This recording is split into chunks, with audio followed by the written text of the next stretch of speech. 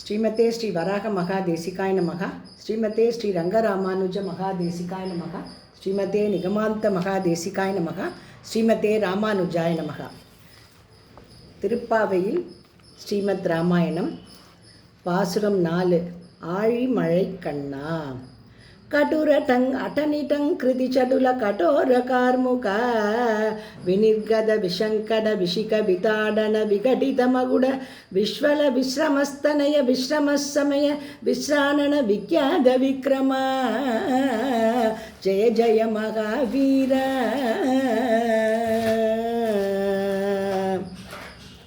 ஆழி வால்மீகி பகவான் நாரத மகரிஷியை பார்த்து கேட்குறார், இப்போ நம்ம வாழ்ந்துட்டு இருக்கிற காலத்தில் தர்மவான், வீரியவான், சத்தியவான், இந்த மாதிரி 16 குணங்களை அடுக்கிறார் வரிசையாக. அத்தனை குணங்களையும் ஒருங்கே கொண்டவர் யார் அப்படின்னு கேட்கும்போது, ராமபிரான் தான் அத்தனை குணங்களையும் ஒருங்கே தன்னிடத்தில் கொண்டவன் நாரத மகரிஷி சொல்லும் பொழுது, சமுத்திர இவ காம்பீரியே தைரியேன ஹிமவானிவ. எப்படிப்பட்டவன் தெரியுமோ அந்த ராமன்? சமுத்திரத்தை போல காம்பீரியத்தை உடையவன். ஆழி மழை, அடுத்த வார்த்தை மழை. ராமபிரான் எப்படிப்பட்டவன் தெரியுமோ? சீதா பிராட்டி சுந்தரகாண்டத்தில் ராவணன்ட்ட சொல்கிறா, அட அஷடே ராவணா, எங்கள் ஆத்துக்காரை பற்றி உனக்கு தெரியலையே, அவன் எப்படிப்பட்டவன் தெரியுமோ? கருணை மழையை வெள்ளமாக பொழிபவன், எல்லார் மேலேயும் அப்படியே வர்ஷிப்பான் கருணை மழையை. விதத் சகி தர்மஜகா சரணாகத வத்சலகா. நீ நிஜமாவே சரணாகதி பண்ண வேண்டாம் ராவணா, கை ஷேக்கன் கொடு போகிறோம். நண்பன் அப்படின்னு சொல்லிட்டு வெறும் கை குலுக்கினா போருண்டா எங்கள் ஆத்துக்காரோட. அவன் எப்படிப்பட்டவன் தெரியுமோ? மித்ரம் ஔபைகம் கர்த்தும் ராமஸ்தானம் பரீப்சதா பதம் சானிச்சதா கோரம் त्वयासौ पुरुषर्षभः. மித்ரம் ஔபைகம் கர்த்தும். நீ என்ன பண்ணணும் தெரியுமோ? நான் உன்னோட நண்பன் அப்படின்னு சும்மா சொல்லிட்டு அவன் சன்னதிக்கு போனா போருண்டா. மழை கருணை மழையை வெள்ளமென பொழிவான். தன்னுடைய பத்னியை இவன் தானே கவர்ந்துட்டு போனான் அப்படின்னு நினைக்க மாட்டான்டா. நீ சரணாகதி பண்ணிட்டு என்னை ஒப்படைச்சிட்டா போகிறோம் ராமன்ட்ட. என்னுடைய நாத்தன் விகித சகி தர்மஜகா சரணாகதவத்சலகா. அதனால் நீ என்ன பண்ணணும் தெரியுமோ? ராமனிடம் நட்பு கொள்ள வேண்டும் அப்படின்னு சொல்கிறா. மழை. அடுத்தது ஆழியுள் புக்கு முகர்ந்து கொடு ஆர்த்து ஏரி. மழையை பார்த்து ஆண்டாள் நாச்சியார் சொல்கிறாளாம், பர்ஜன்ய தேவதை பார்த்து, எப்படி தெரியுமா நீ மழை பொழிய வேண்டும்? முதல்ல ஆழியுள் புக்கு முகர்ந்து கொடு ஆர்த்து ஏரி. நன்னா சமுத்திரத்துக்குள்ளே போய் அந்த தீர்த்தத்தெல்லாம் எடுத்துட்டு மேலே ஏறி மழையாக பொழியணும். எப்படி பொழியணும் தெரியுமோ? ஆரவாரத்தோடு ஏறி பொழியணும். எப்படி பொழியணும் தெரியுமோ? எப்படி அப்படியே அந்த காம்பீரமாக அப்படியே ஆரவாரத்தோடு ஏறணும் தெரியுமோ? மேகக்கூட்டத்தோட. அப்படின்றதுக்கு என்ன உதாரணம் காமிக்கிறா தெரியுமோ? திருவடி ஹனுமான் எப்படி ஏறினாரா? அந்த மகேந்திர மலை மேலே ஏறிண்டு அப்படியே தன்னுடைய கையாலையும் காலாலையும் அந்த மலையை ஒரு அமுகாமிக்கினாராம். அப்படியே கம்பீரியமாக அப்படியே பிரம்மாண்டமான ஒரு சரீரத்தை எடுத்துட்டாரா. நிஷ்பிரமாண சரீரகா சன்லிலிங்க இஷுரர்ணவம் பாகுபியாம் பீடயாமாச்ச சரணாம் யாச்ச பர்வதம். சமுத்திரத்தை தாண்ட விரும்பி தன்னுடைய கையையும் காலையும் வச்சுன்னு என்ன பண்ணாராம்? 2 கையாலும் 2 காலாலையும் அந்த பர்வதத்தை அப்படியே ஒரு அழுத்தினாராம். அப்படியே அந்த மலையை நடுநடுங்கி போயிட்டான். சச்சாலா சலச்சாபி முகூர்த்தம் கபிபீடிதக. அப்படியே நடுநடுங்கி போச்சான். தருணாம் புஷ்பிதாக்ராணாம் சர்வம் புஷ்பமசாதயத்து. மலை நடுங்கின உடனே அந்த மரத்தில் இருந்த அந்த மலை மேலே இருந்த செடி மரங்கள் இதெல்லாம் அப்படியே என்ன பண்ணுறதான்? புஷ்பங்கள்லாம் அப்படியே அவருக்கு ஆசீர்வாதம் பண்ணுற மாதிரி அப்படியே சரசரன்னு கீழே விழுறதான். அப்படியே பாறைகள்லாம் நொறுங்கிறதான். பாம்புகள்லாம் விஷத்தை கக்கி என்ன பண்ணுறதா? அந்த பாறையை போய் கடிக்கிறதா. என்ன பண்ணுறதுன்னு தெரியாமல். அதனால் அந்த பாறைகள்லாம் என்ன பண்ணுறதான்? சட சடன்னு அப்படியே உடஞ்சி பொடியாக இருந்தான். அந்த சத்தம் எல்லா பக்கமும் பயங்கரமாக கேட்டுதான், இடி முழக்கம் மாதிரி. பிருத்திவீம் பூரைய மாச திசோபவனா நிச்ச, எல்லா திசைகளிலும் கேட்டுதான். அந்த மாதிரி ஆரவாரத்தோடு நீ ஏறணும். இன்னொரு ஆரவாரம் எப்போ பண்ணாராம்? திருவடி சீதையை பார்த்தாச்சு, கண்டேன் சீதையைன்னு நல்ல செய்தி, சோபனமான செய்தியை கொண்டு வரணும் ராமபிரான்ட்ட. எப்படி போனாரோ அதே மாதிரி ஜெய் ஸ்ரீராம் அப்படின்னு சொல்லிட்டு கிளம்பினாரோ அதே ஜெய் ஸ்ரீராம் சொல்லிட்டு திரும்பி வந்து அந்த மகேந்திர பர்வதத்துக்கிட்ட வரும்பொழுது என்ன பண்ணாராம்? கம்பீரமாக கர்ஜித்தார்ன்றார் வால்மீகி. சகிஞ்சித்தனு சம்பிராப்தக சமாலோக்கிய மகாகிரி மகேந்திரம் மேகசங்காசம் நநாத ஹரிபுங்கவக. அந்த ஓசை எப்படி இருந்ததா? அந்த கர்ஜனை மேகத்தின் இடியோசை போல இருந்ததான், 10 திசைகளையும் நிறைத்ததான். எப்படி கிளம்பும்போது ஆரவாரம் பண்ணாரோ அந்த மாதிரி நல்ல செய்தியை கொண்டு வந்த போது ச பூரயாமாச கபிர் திசோ தச சமந்ததக நதன்னாதேன மகத மேகஸ்வன மகாஸ்வனக ச பூரயாமாச. மேகத்தின் இடியோசை போன்ற பெருங்குரலை எழுப்பிண்டு அந்த ஒலி என்ன பண்ணித்தான்? அந்த காம்பீரியம் இடி போல அப்படியே முழங்கி கர்ஜனை 10 திசைகளையும் எதிரொலித்ததான். அந்த மாதிரி முகர்ந்து கொடு ஆர்த்து ஏறி ஆழிமழை கண்ணா ஒன்று நீ கைகரவேல் ஆழியுள் புக்கு முகர்ந்து கொடு ஆர்த்து ஏறி ஊழி முதல்வன் உருவம் போல் மெய் கருத்து பாழி தோளுடை தோல். யாருடைய தோல்? தோளா? எங்கள் ராமபிரானுடைய தோல் தான் தோல். அதில் என்ன சந்தேகம்? அம்முனா என்னென்னா அழகியன்னு அர்த்தமா. இதை எத்தனை இடத்துல சொல்கிறா தெரியுமா? ஒவ்வொருத்தரும் சுமந்திரர் என்ன பண்ணுறாரா, ராமலக்ஷ்மணால் அனுப்பிச்சுட்டு அயோத்திக்கு திரும்பி வராளா.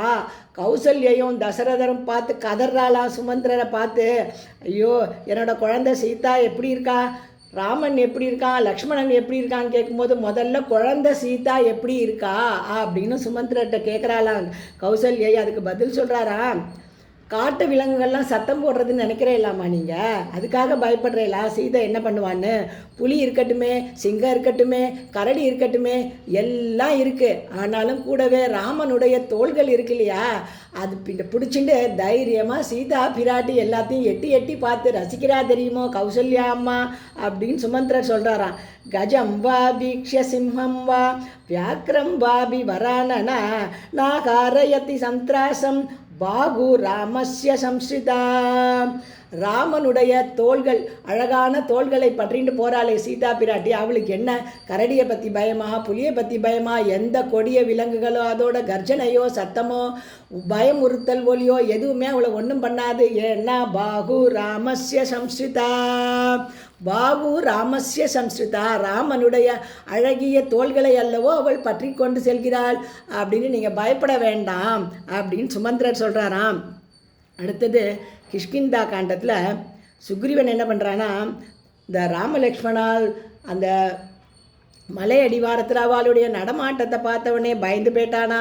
தன் மந்திரியான ஹனுமனை அழைச்சி, ஹனுமன்னு ரிஷ்யமுகத்தில் பர்வதத்தில் வந்து 2 பேர் இருக்காளே, அவள் என்ன தேவலோகத்துலேருந்து வந்திருக்காளா மனுஷியாளா யார் என்னே தெரியலையே. ஒருவேளை வாலி நம்மளை வேவு பார்க்குறதுக்காக அனுப்பிச்சி வச்சுருக்கானோ, மகா வீரர்களாக இருக்கா பார்க்குறதுக்கு, ஆனால் பயமாக இருக்கே, அவள் இங்கே எந்த நோக்கத்தோடு வந்திருக்கா, கொஞ்சம் போய் பார்த்துட்டு வாங்கோ அப்படின்னு சொல்கிற உடனே ஹனுமார் என்ன பண்ணுறாரா, வராராம். முதல்ல என்ன பண்ணுறாரா, ஒரு பிக்ஷு மாதிரி வேஷம் போட்டுட்டு வராராம். வந்த உடனே முதல்ல இவாளை பார்த்த உடனே முதல்ல கண்ணில் பட்டது என்ன தெரியுமோ, தோள், சிங்கம் போன்ற தோள்களை பார்த்தாரா, உற்சாகம் வழிகின்ற திருமேனியை பார்த்தாரா, மதம் கொண்ட ரிஷபம் போல இருக்காளேன்னு அதை பார்த்தாலாம். நீண்டு உருண்டு திரண்டு உறுதியாக விளங்குகின்ற அந்த புஜங்களை பார்த்து ஆகா ஆகா ஆகா என்ன அழகு, ஆனால் இவ்வளோ அழகாக இருக்கே, எத்தனை ஆபரணம் போட்டிருக்கணும் இந்த தோள்களுக்கு, ஒரு ஆபரணமும் இல்லாமல் இருக்காளே என்னன்னு தெரியலையேன்னு முதல்ல அந்த அழகுக்கு ஒரு மங்களாசாசனம் பண்ணுறாளா. சிம்மகந்தௌ மகாத்சாகௌ समता विवको वृषौ आयदाश्च सुवृद्धाश्च भागवः परिकोपमा सर्वभूषणभूषार्हाः किमर्थं न பூஷிதாக சர்வபூஷண பூஷார்காக. இந்த அழகான தோள்கள், சிங்கம் போன்ற தோள்கள் அழகான ஆபரணங்கள் ஏன்னா பூண்டுட்டு இருக்கணும். ஒன்றுமே இல்லாமல் மர உரிதரிச்சுட்டு வந்திருக்கேளே, ஏன் நீங்கள் எந்த ஆபரணமும் போட்டுக்கல? சுக்ரீவன் அனுப்பிச்சது இவா எந்த நோக்கத்தோட வந்திருக்கான்னு பார்த்துட்டு வர சொன்னது. ஆனால் பார்த்த உடனே திருவடியோட கண்ணில் பட்டது தோல், அந்த அழகான தோள்கள் தான் கண்ணில் பட்டுதான். அப்படியே எப்படி இருந்தாலாம் இதே மாதிரி தோல் அப்படின்னு சுந்தர காட்டத்தில் ஒரு இடத்துல தோன்றதுக்கு திருவடி சொல்கிறார் சீதா பிராட்டிகிட்ட, தான் ராமதூதன் தான் அப்படின்னு எப்படி சீதா பிராட்டிகிட்ட நிரூபிக்கிறது அப்படின்னு யோசிச்சுட்டு முதல்ல என்ன பண்ணாராம், எப்படி பண்ணலாம், முதல்ல நேர போய் மரத்துலேருந்து சிம்சுபா விருட்சத்து மேலே இருந்து ராவணன் வந்தது, சீதா பிராட்டியை மிரட்டினது, எல்லாம் கெடு நிர்ணயிச்சது எல்லாத்தையும் கேட்டுட்டு இருந்தாராம். அடடா, நம்ம எப்படியாவது இப்போது பிராட்டிகிட்ட போய் தான் ராமதூதன்னு சொல்லணுமே, எப்படி ஆரம்பிக்கிறதுன்னு யோசிச்சாராம்.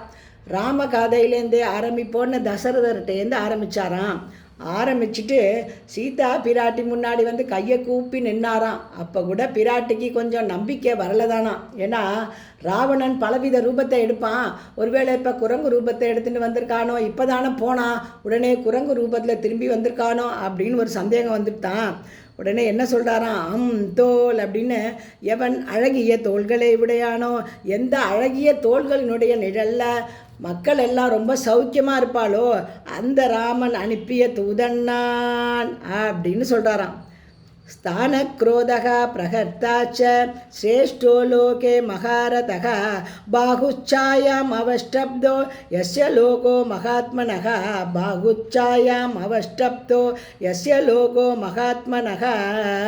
எப்படிப்பட்ட ராகவனால் அனுப்பப்பட்ட தூதன் தெரியுமோ தேவி, தோல், அந்த எந்த அழகிய தோள்கள், கம்பீரமான தோள்கள், வீரம் செறிந்த தோள்களுடைய நிழல்ல ஒதுங்கினாலே மக்கள்லாம் எந்த பயமும் இல்லாமல் இருப்பாளோ அப்படிப்பட்ட தோல், அழகிய தோள்களை உடைய ராமனால் அனுப்பப்பட்ட அவனுடைய தூதனாக வந்திருக்கிறேன் தேவி அப்படின்னு சேவிக்கிறாராம் சுந்தரகாண்டத்தில். தோல். அடுத்தது, வாழியம் தோளுடைய பத்மநாபன் கையில் ஆழிபோல் மின்னி வலம்புரி போல் நின்றதிர்ந்து தாழாதே சார்கம் உதைத்த சரமழை போல். தாழாதே சார்கம் உதைத்த சரமழை அப்படின்னு நேரவே ராமபிரானை சொல்கிறா. எப்படி இருக்கான் எங்கள் ராமபிரானுடைய சரம், அப்படியே எப்படி அவனுடைய அம்புகள் புறப்படுமோ அந்த மாதிரி நீ பொழிய வேண்டும் அப்படின்னு பர்ஜன்ய தேவதைக்கு ஆணை பிறப்பிக்கிறாளா ஆண்டாள் நாச்சியார். ஜனஸ்தானத்தில் அரண்ய காண்டத்தில் என்னாச்சு, ராட்சசர்கள் எல்லாரையும் நான் சம்ஹாரம் பண்ணுறேன், நீங்கள் கவலைப்பட வேண்டாம் ரிஷிகளுக்கு வாக்கு கொடுத்துட்டான் ராமபிரான். அந்த கரனோட படையில் 14,000 ராட்சசர்கள்.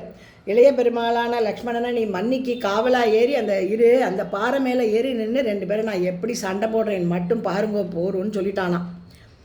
வந்து அப்படியே 4 பக்கமும் சூழ்ந்துன்னு இருக்கான். என்ன வச்சுட்டு இருக்கான் கையில், ஆச்சாமரம், பனை மரம், கல், பாறை, பெரிய பெரிய கல், ஈட்டி, இதெல்லாம் தான் ராட்சசா தானே, அவளுக்கு கையில் என்னென்னலாம் கிடச்சிதோ எல்லாத்தையும் எடுத்துன்னு வந்து ராமபிரானை அப்படியே சூழ்ந்துக்கிறாளாம். யாரை சூழ்ந்துருக்கிறது, யார் ராமனை போய் இவாளெலாம் சூழ்ந்துக்கிறாளா, எதை வச்சுண்டு, கல், கட்டை, மரம் இதெல்லாம் வச்சுண்டு. பெருமாள் என்ன பண்ணாரா, தீ பொறி பறக்கும் நெருப்பு, தாங்கிக் கொள்ள முடியாத அம்புகள், அப்படியே இந்த மேகத்தோட மழை தூள் தாரையாக விடாமல் மழை பெஞ்சா ஆகாசமே மறைஞ்சு போயிடுமோ அந்த மாதிரி அம்புகள்லாம் அப்படியே சரம் சரமாக 4 பக்கமும் போய் ஆகாசத்தையே மறைச்சுடுத்தான். அப்படியே மறைச்சுடுத்தான். சசாய கைகி துர்விஷகைகி சஸ்புலிங்கைகி இவாக்னிபிகி நபச்சகாரா விவரம் பர்ஜன்யைவ விருஷ்டிபிகி. அப்படியே எம்பெருமானுடைய அம்புகளால் ஆகாசமே மறைஞ்சு போச்சான். 10 திசைகள்லையும் மறைஞ்சு கொடுத்தான்.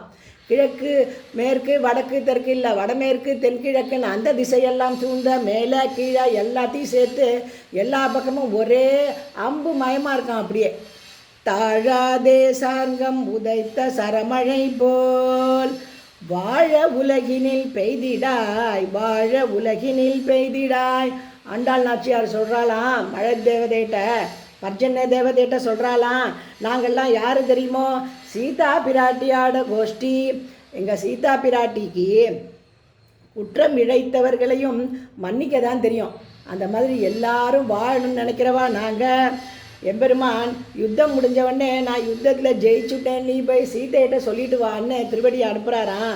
திருவடி வராராம். வந்துட்டு, தாயே எல்லாம் நல்லபடியாக முடிஞ்சுது, யுத்தம் முடிஞ்சுது, ராவணன் கொல்லப்பட்டான்னு செய்தி சொல்லிவிட்டு எனக்கு ஒரே வரம் கொடுக்கணுமே அடியனுக்கு அப்படின்னு கேட்கவுடனே சீதா பிராட்டி பார்க்குறாளா, என்ன ஹனுமன்னே என்ன வேணும்னு கேட்குறாளா.